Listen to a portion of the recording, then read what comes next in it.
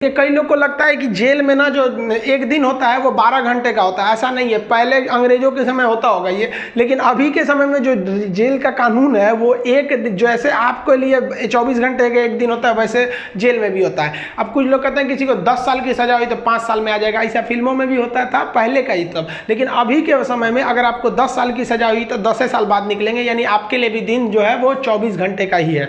और दूसरा, कुछ लोग को लगता है कि उम्र कैद में आदमी 14 साल में छूट जाता है। देखिए, उम्र कैद का मतलब होता है कि आपको जिंदगी भर जेल रहना है, आजीवन कारावास रहना है।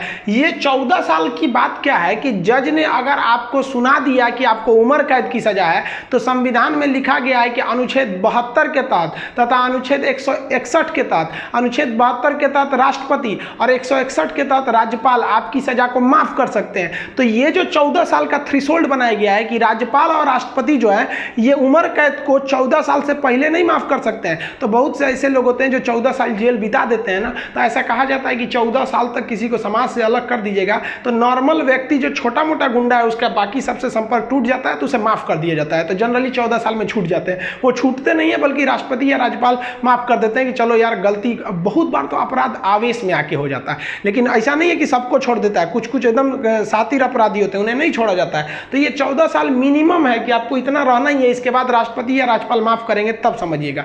अब एक चीज देखेंगे कि जब जज जो होता है जब फांसी की सजा सुनाता है तो दो चीजें इस पे ध्यान दीजिएगा। फांसी की सजा सुनाने के बाद वो स्याही को, कलम को तोड़ देता है। वो इस बात का संकेत है कि अब हम आपके ये जो फांसी की सजा सुना दिए हैं ना, हम जज होने के बावजूद भी अब इसमें कुछ बदलाव नहीं कर सकते, यानी ये कलम अब मेरी किसी काम की नहीं रहेगी, क्योंकि हम ये कलम रहने के बावजूद आपकी सजा में अब कुछ चेंजिंग नहीं कर सकते। इसलिए जज को बड़ा सोच समझ के फांसी की सजा सुनानी पड़ती है और तोड़ देता है। ये तोड़ने की प्रक्रिया एक संकेत है, ऐसा नहीं है कि उसमें तो दूसरा कलम से नहीं लिख देगा। ये केवल एक दिखाने के लिए संकेत होता है। कैसे दुल्हा जाता है तो एक परछावना होता है उसका, वैसे एक तरह से समझिए तो ये। और इस पे लिखा जाता है टू हैंग टिल डेथ, लटकाओ तब तक जब तक मर न जाए। क्योंकि इतिहास में एक बार घटना हुई थी, एक जज साहब ने फैसला सुना दिया था कि इस अपराधी को फांसी पर लटका दिया जाए। अब जब उसे लटकाया गया तो कहा जाता है कि वकील जो था वहां पे ऑब्जेक्शन कर दिया कि लटका दिए, अब हटा दीजिए, क्योंकि आपने ये कहा है कि लटकाया जाए तब तक जब तक ये मर न जाए। अब तो लटकाने का फैसला दिया था, फांसी पर लटक गया, आप जल्दी उतारिए।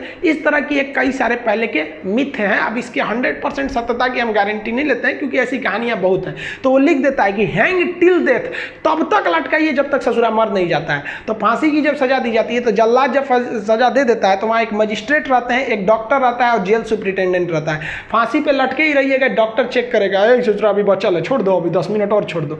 तब तक डॉक्टर नहीं कह देता, जब तक कि मर नहीं गए तब तक आपको लटकैले रह जाएगा। फांसी जो है वो अक्सर मॉर्निंग में ही दी जाती है, क्योंकि जेल प्रशासन के ऊपर सबसे बड़ी जिम्मेदारी फांसी की होती है। वो सुबह सुबह इसे निपटा देना चाहता है, और सुबह के समय जनता मीडिया भी उतने ज़्यादा एक्टिव नहीं होती है। खैर ये सेकेंडरी वजह होता है। फांसी घर में जब कैदी को लाया जाता है तो जल्लाद इस कैदी का चेहरा नहीं देख पाता है, क्योंकि पुलिस पहले ही उसके चेहरे को काले कपड़े से ढक देते हैं। जल्लाद जो होता है उसे काले कपड़े में पहना के फिर फांसी पर लटकाता है। इसे कपड़े ढकने का एक और रीजन है कि जब फांसी लगाई जाती है, किसी को फांसी दिया जाता है तो उसके आंख वगैरह काफ़ी मतलब तड़पता है, तो एक होता है ना कि थोड़ा सा खराब लगेगा उस वजह से। तो यहाँ पर जो जल्लाद होता है इसे पहले ही, इसको फांसी लगाने से पहले इसे कपड़ा ढक के इसको लटका दिया जाता है। लटकाने से पहले इसे जब फांसी देना होता है तो उससे पहले इससे पूछी जाती है आखिरी ख्वाहिश। यहाँ वो अपने पसंद का खाना खाने को कह सकता है, अपने रिश्तेदारों से मिल सकता है, या कोई धार्मिक ग्रंथ कह सकता है कि हम उसको पढ़ना चाहते हैं। इससे ज़्यादा उसकी कोई ख्वाहिश नहीं पूरी की जाएगी। ऐसा नहीं कहेगा कि हमको मर्सिडीज में घुमा दीजिए, ये मरने वाला होता है, इसकी ख्वाहिश क्या बची रहती है। इन सबको तो अपने तबीयत खराब हो जाता है। जब इसके कपड़े में जल्लाद जब फांसी देने जाता है तो इसके कान में कहता है कि मुझे तुम माफ़ करना, मतलब ये हमारी ये तो मजबूरी थी, भगवान के लिए मुझे माफ़ कर दो, या अल्लाह के लिए मुझे माफ़ कर दो, तुम्हें अपने भगवान का वास्ता, जिस धर्म का ये अपराधी है। क्योंकि भाई इसमें कैद ये जो जल्लाद का इसका क्या दिक्कत है, इसको तो जज ने जो आदेश दिया वो इसको पालन करना है। फांसी के बाद इसके जो बॉडी होती है वो पोस्टमार्टम के लिए भेज दिया जाता है, फिर घर वालों को दे दिया जाता है। आप जिस धर्म के हैं उस धर्म के हिसाब से इनका अंतिम संस्कार आप कर लीजिए। आई होप आप जेल मेन्यू समझ गए होंगे। नेक्स्ट वीडियो में बता देंगे कि फर्जी FIR से कैसे बचा जा सकता है। मिलेंगे नेक्स्ट वीडियो में, तब तक के लिए जय हिंद।